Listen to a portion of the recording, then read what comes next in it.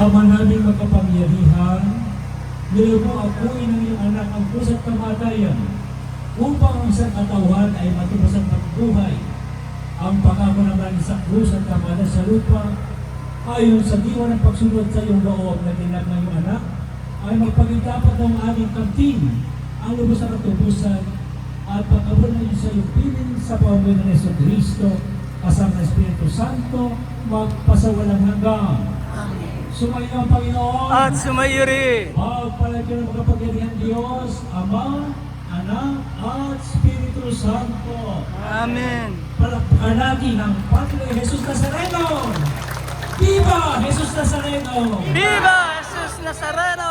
Viva Jesus Nazareno! Viva! Viva Jesus Nazareno! Viva Jesus Nazareno!